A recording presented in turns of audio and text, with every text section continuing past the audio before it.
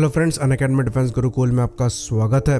तो जैसे कि हम जानते हैं, इंडियन एयरफोर्स की जो फाइटर एयरक्राफ्ट की फ्लीट है ये फिलहाल के लिए घट रही है, पर नियर फ्यूचर में इसको बढ़ाने के एफर्ट भी किए जा रहे हैं, जिसके अंतर्गत पहले तेजस मार्क 1 का प्रोक्योरमेंट है, उसके बाद MRFA कॉम्पिटिशन के अंतर्गत एयरक्राफ्ट प्रोक्योर करने हैं, फिर तेजस मार्क 2 और AMC के प्रोक्योरमेंट भी सब्सिक्वेंटली होंगे। और अभी भी जो नंबर है वो बहुत कम नहीं है, लेकिन उनके हिसाब से जो सपोर्ट एयरक्राफ्ट की रिक्वायरमेंट है ये हमारी नीचे है। इसमें हमारे जो एवैक्स हैं, इलेक्ट्रॉनिक वॉरफेयर एयरक्राफ्ट हैं, एयर टू एयर रिफ्यूलर्स हैं, ये हमारे पास कम है नंबर में। इवन जो प्रेजेंट में रिक्वायरमेंट है उससे भी कम नंबर्स में हमारे पास ये एयरक्राफ्ट हैं। स्पेशली हम यहाँ पर आज टैंकर्स की बात करने वाले हैं। तो इंडियन एयरफोर्स के पास टोटल 6 IL-78 टैंकर्स हैं, जो कि पुराने अनफिनिश्ड एयरफ्रेम से बनाए गए थे। इनमें मॉडर्न PS-90 इंजन लगे हुए हैं, साथ ही कोबैम के mark 32B air refuelling pods लगाए गए हैं और इनको इजराइल में मॉडिफाई किया गया है। तो ये अच्छा खासा फ्यूल कैरी कर सकते हैं, करीबन 74 टन का मैक्सिमम फ्यूल कैरी करने में सक्षम है, जिसको ये 1000 किलोमीटर के डिस्टेंस तक कैरी कर सकते हैं। वहीं पर 56 टन के आसपास का फ्यूल ये 2000 किलोमीटर तक कैरी कर सकते हैं और 40 टन के आसपास का फ्यूल ये 3000 किलोमीटर तक कैरी कर सकते हैं। तो एयर टू एयर रिफ्यूलर्स के मामले में काफ़ी रिस्पेक्टेड है और IL-76 के कंपैरिजन में इनकी सर्विसेबिलिटी और अवेलेबिलिटी रेट भी डिसेंट है, पर फिर भी बहुत अच्छा नहीं है। ये 60% के अराउंड का है। तो 6 एयरक्राफ्ट में अगर आपको 60% अवेलेबिलिटी रेट मिल रहा है तो ये बहुत अच्छा नहीं है। तो क्योंकि 6 ही एयरक्राफ्ट है और हर समय ये सारे एयरक्राफ्ट अवेलेबल नहीं रहेंगे, तो यहाँ पर बड़े नंबर्स की रिक्वायरमेंट है। एग्जाम्पल के तौर पर पाकिस्तान की जो फाइटर एयरक्राफ्ट की फ्लीट है ये हमसे कंपैरिजन में काफ़ी छोटी है, पर इनके पास उन एयरक्राफ्ट के लिए भी 4 IL-78 टैंकर्स अवेलेबल हैं। तो ऐसा नहीं है कि हमारे द्वारा कोशिश नहीं करी गई, लेकिन ये कोशिश काफ़ी सालों से करी जा रही है। बीच में हमने कुछ टैंकर्स को लीज पर लेने का भी प्रयास किया, जिसके अंतर्गत एयरबस के A330 MRTT को लीज करने की बात चलाई जा रही थी। और इवन सितंबर 2022 से एक्सेप्टेंस ऑफ नेसेसिटी पड़ी हुई है वेट लीज की एक एयर टू एयर रिफ्यूलर की, जिस पर अभी तक कोई प्रोग्रेस नज़र नहीं आ रही है। तो हमारे पास ऑप्शन क्या है? ऑप्शन से पहले हम बात करते हैं कि हमें रिक्वायरमेंट कितनी है।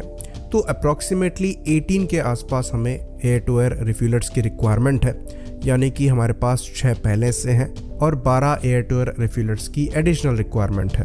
तो अमेरिका द्वारा भी इनके KC-46 पेगासस ऑफर किए गए थे, वहीं पर एयरबस का A330 MRTT इसके अगेंस्ट में था।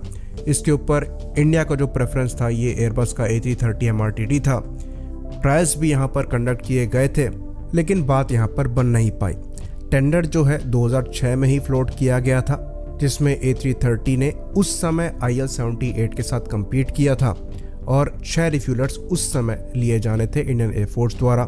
2009 में ये न्यूज़ भी आ गई कि इंडिया ने एयरबस A330 MRTT को IL-78 के ऊपर चूज़ भी कर लिया है, लेकिन उसके 1 साल बाद यानी कि 2010 में गवर्नमेंट ने ऑर्डर कैंसिल कर दिया, क्योंकि उन्हें कॉस्ट ज़्यादा लग रहा था। और ऐसा कहा जाता है कि इंडियन एयरफोर्स इस चीज़ के अगेंस्ट थी।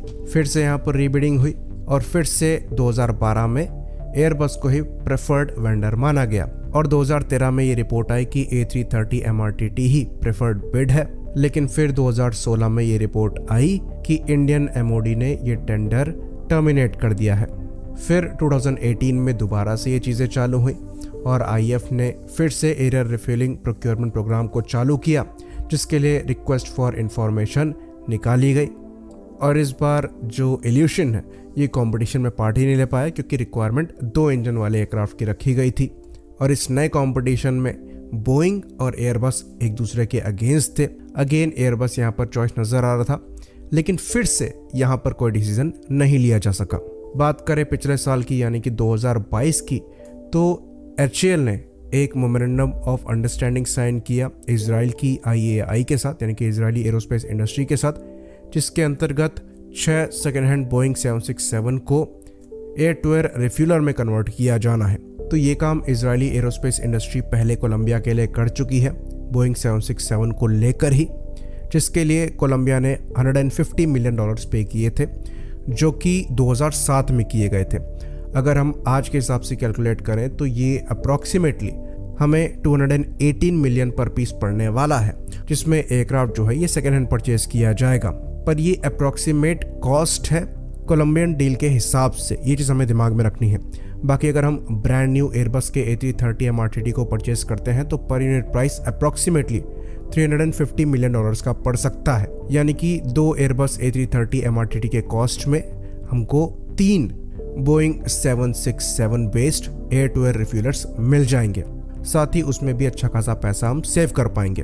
तो ये एक्चुअली अच्छी डील है, पर यहाँ पर भी समय लगने वाला है और शुरुआत में 6 ही टैंकर्स को यहाँ पर एज एन ऑप्शन लेकर चला जा रहा है। बाकी फ्यूचर में ये चीज़ 6 से 12 भी हो सकती है अगर चीज़ें सही चलती हैं।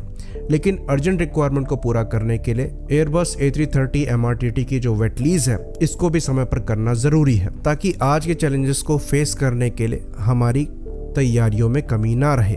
आई होप इन्फॉर्मेशन क्लियर रही हो। इसी बात पर इस वीडियो को हम ख़त्म करेंगे। लाइक करिए, सब्सक्राइब करिए। जय हिंद।